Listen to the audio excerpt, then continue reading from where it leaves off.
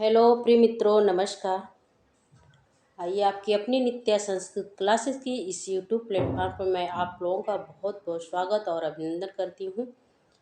हम लोग आज कुछ टॉपिक करेंगे हम लोग ऐसी जो कि सभी एग्जामों में पूछी जाती है, सभी परीक्षाओं में पूछे जाने वाली है। संस्कृत की टॉपिक है जिसमें अलंकार। संस्कृत की यह ऐसी टॉपिक है कि आप चाहे UP TET, C TET, MP TET या तो नेट या आप किसी भी एग्ज़ाम की तैयारी कर रहे हैं उसमें अलंकार पूछा जाता है। ठीक है, चाहे टीजीटी पीजीटी। तो अलंकार को हम लोग करेंगे आज। अलंकार सबसे पहले हम समझेंगे कि अलंकार किसे कहते हैं और इसकी कौन कौन कितने संप्रदाय हैं। ठीक है, और कितने अलंकार कितने प्रकार के होते हैं। सारे सारे बातों को हम लोग डिस्कस करेंगे, पढ़ेंगे उसको। तो चलिए स्टार्ट करती हूँ। सबसे पहले हम लोग देखते हैं अलम पूर्वक कृ धातु से घय पर अलंकार क्या होता है। अलम अलंकार किन शब्दों से मिलकर बना हुआ है। ठीक है, तो अलम पूर्वक कृ धातु से, देखिए अलम पूर्वक कृ धातु का प्रयोग किया गया है और घय प्रत्यय से करने पे अलंकार शब्द बनता है। तो इसमें पूछा जाता है कि अलंकार में किस धातु का प्रयोग किया गया है, किस प्रत्यय का प्रयोग किया गया है।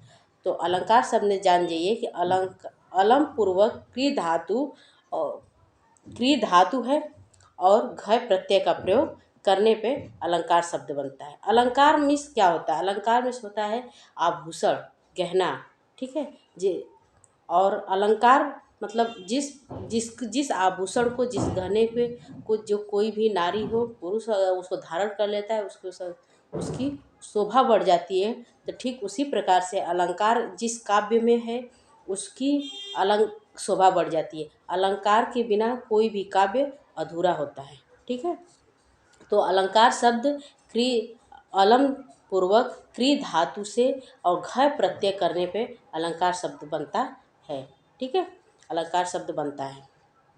तो अलंकार पूछा जाए कि अलंकार शब्द, जो अलंकार शब्द है यह पुल्लिंग है या स्त्रीलिंग है। तो अलंकार शब्द पुल्लिंग होता है। अलंकार शब्द जो है यह पुल्लिंग होता है। ठीक है, अलंकार शब्द जो है पुल्लिंग होता है। और अलम क्या है इसमें? तो अलम उपपद है। अलम जो है इसमें उपपद है। अलम उपपद है, कृ धातु है और घय प्रत्यय है। सबों को मिलाकर अलंकार शब्द बनता है। अलंकार शब्द की व्युत्पत्ति नीचे देखिए। अलंकार शब्द की व्युत्पत्ति दो प्रकार से की जाती है। अलंकार की जो शब्द की व्युत्पत्ति है वह दो प्रकार से की जाती है। अलम करोति इति अलंकार।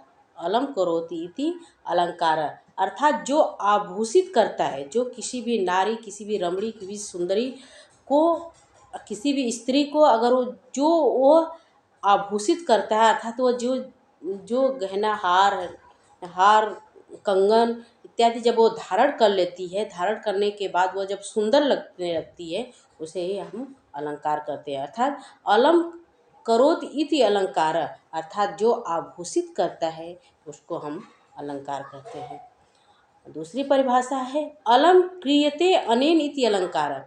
अलम क्रियते अनेन इति अलंकार अर्थात जिसके द्वारा कोई पदार्थ आभूषित होता है, जिसके द्वारा किसी भी द्वारा मतलब जैसे स्त्री है, अगर वो बिना गहने के अच्छी नहीं होगी। जब गहना उस पर, वो गहना पहनेगी, धारण करेगी, तब जाके वो सुंदर लगती है। ठीक है, तो वही इस कहने का ये तात्पर्य है कि अलम कृत्य, जो वो आभूषण को वह धारण कर रही है, धारण करने के बाद वह सुंदर, अत्यधिक सुंदर लगती। कोई भी स्त्री अगर कुछ भी नहीं पहने तो अच्छी नहीं लगेगी। ठीक है, जब वो पहन लेती है, जैसे बिंदी हुई, लिपस्टिक हुई, कंगन हुआ, कान में का हुआ, हाथ में का हुआ, कोई हार हुआ, ये सब जब आभूषण धारण कर लेते तो स्त्री अत्यधिक और ही रमणी हो जाती है, और ही सुंदर हो जाती है। ठीक उसी प्रकार से इसमें काव्य में भी यही कहा गया है कि अगर अलंकारों का प्रयोग कर दिया जाता है, जैसे उत्तमा, उत्प्रेक्षा, इस अलंकारों का प्रयोग किया जाता है तो काव्य की शोभा अत्यधिक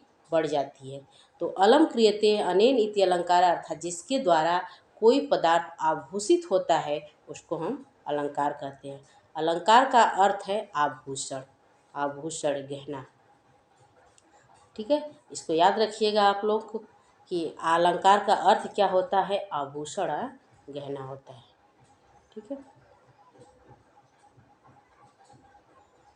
चलिए, अलंकार का अर्थ है आभूषण या गहना। काव्य में देखिए, काव्य में जो अलंकार होते हैं वो दो प्रकार के होते हैं। एक शब्द अलंकार होता है, एक अर्थालंकार होता है।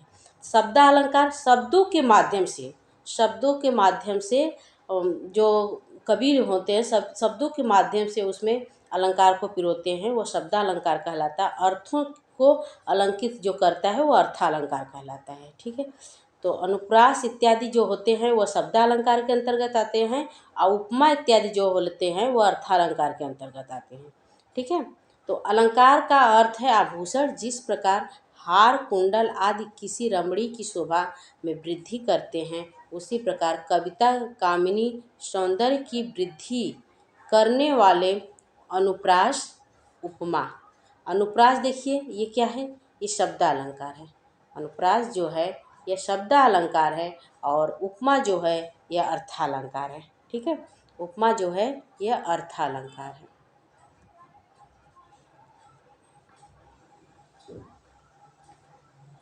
यह अर्थालंकार है। ठीक है, तो करें कि अलंकार का अर्थ आभूषण है, जिस प्रकार हार कुंडल आदि किसी रमणी, देखिए जिस प्रकार से हार कुंडल और को किसी रमणी के को, रमणी मतलब यहाँ रमणी का तात्पर्य कोई सुंदरी, कोई स्त्री अगर धारण कर लेती है तो उसकी शोभा में, उसकी सुंदरता में वृद्धि करती है, अर्थात वो अत्यधिक सुंदर लगने लगती है, वृद्धि करते हैं। उसी प्रकार, ठीक उसी प्रकार से कविता कविता कहानी कामिनी सौंदर्य की वृद्धि करते हैं। करें, कविता कामिनी सौंदर्य की वृद्धि करते हैं। जैसे अनुप्रास उपमा आदि अलंकार है। तो अनुप्रास अभी बताई मैंने कि अनुप्रास जो है वह शब्द अलंकार है, और उपमा जो है यह अर्थालंकार के अंतर्गत आता है। ठीक है, ये कुछ अलंकार संप्रदाय के प्रवर्तक को देखते हैं हम लोग, इनसे प्रश्न बनते हैं अक्सर।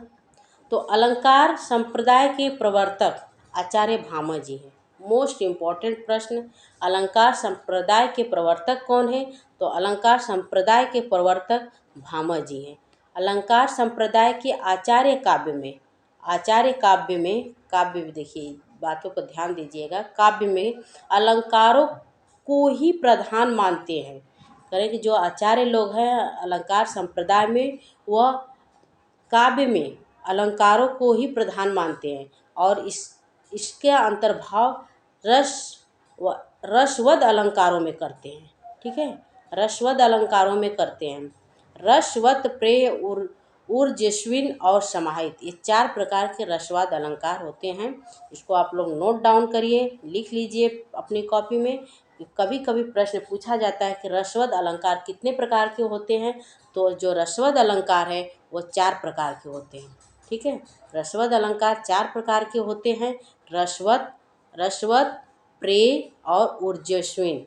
रसवत, प्रेय और ऊर्जस्विन, ये चार प्रकार के होते हैं। ठीक है, देखिए रसवत ये है, ऊर्जस्विन समाहित, ये चार प्रकार के रसवत, प्रेय, ऊर्जस्विन और समाहित, ये चार प्रकार के जो हैं रसवद अलंकार होते हैं। ठीक है, ये चार प्रकार के होते हैं।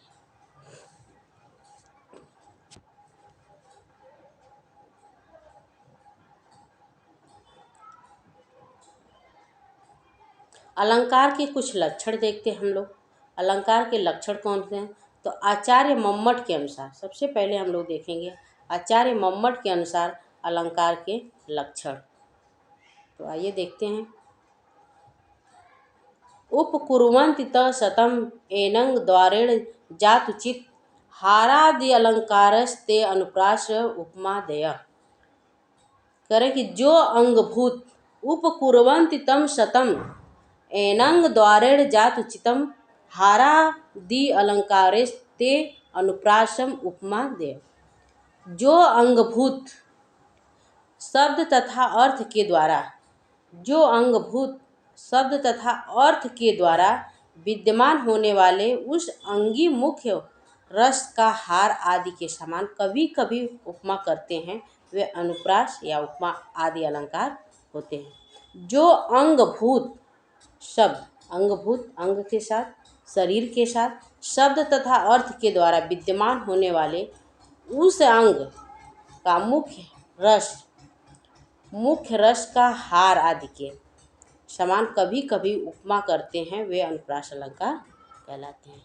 ठीक है, तो आज हमने समझा कि अलंकार कितने प्रकार के होते हैं, अलंकार किसे कहते हैं, अलंकार कौन कौन से होते हैं, अलंकार कितने प्रकार के होते हैं, अलंकार के प्रवर्तक कौन हैं। ठीक है, तो आज की क्लास में इतना ही। नमस्कार, जय हिंद। क्लास कैसी लगी कमेंट बॉक्स में ज़रूर लिखें।